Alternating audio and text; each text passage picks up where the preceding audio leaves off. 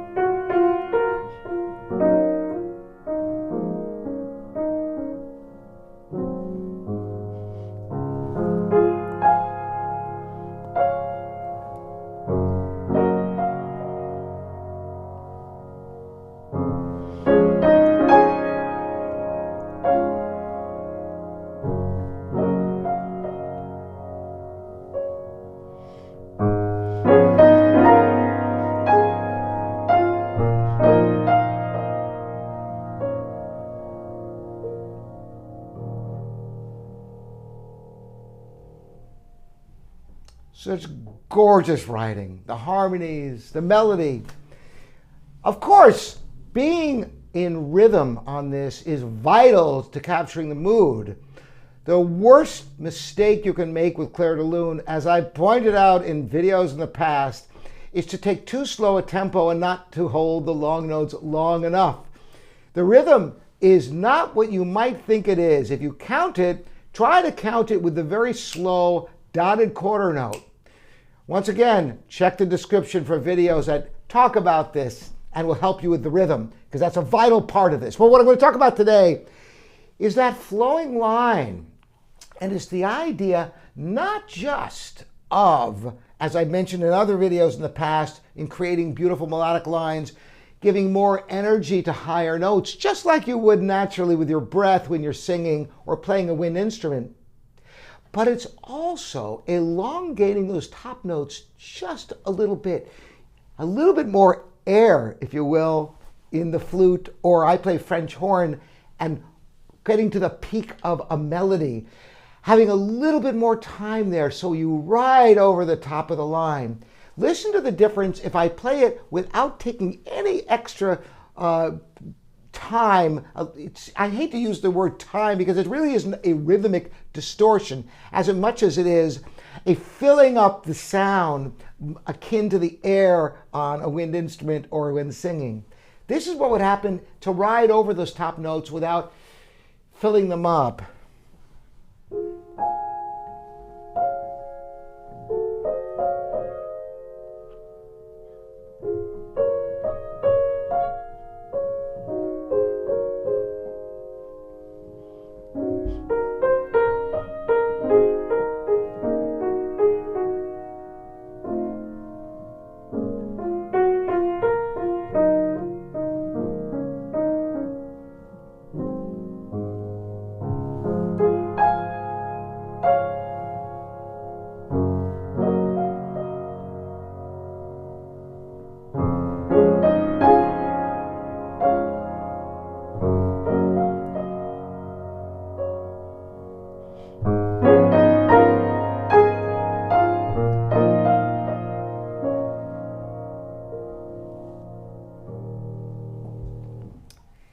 doesn't give you that same feeling of serenity. So it's taking those long notes and taking a little bit more time with it. Once again, I'm going to play. I'm going to talk you through so I can show you specifically where I'm doing this.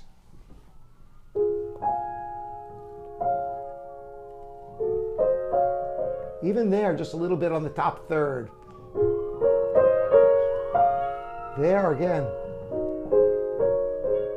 All the high notes, a little bit more air, a little more support.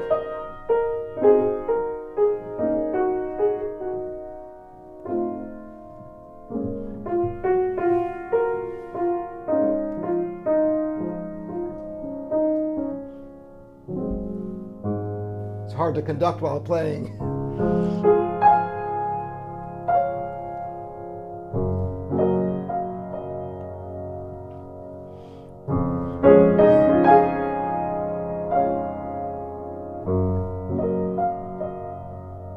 Now listen to this crest.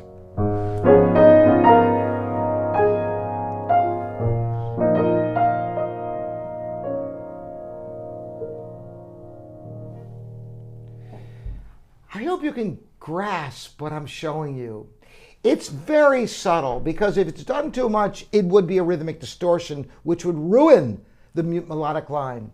But instead, it's visualizing in your mind the sound that would be created if this was played on a flute or was an aria sung by a great singer, to get that flowing line, filling up those high notes like you would naturally do if you could sing such a melody. I want you to try this, not just with Clair de Lune. Try it with all the melodic music you play. Not just getting louder towards the higher notes, but making sure you ride over the crest of the phrase and enjoy those high notes a little bit longer so that they can live on and give a nice expansiveness to your musical line. Let me know in the comments if this resonates with you and if you've discovered this for yourself, or as you try it, how it works for you. Share it with everybody. This is your piano resource. This is livingpianos.com. Thanks again for joining me. I'm Robert Estrin.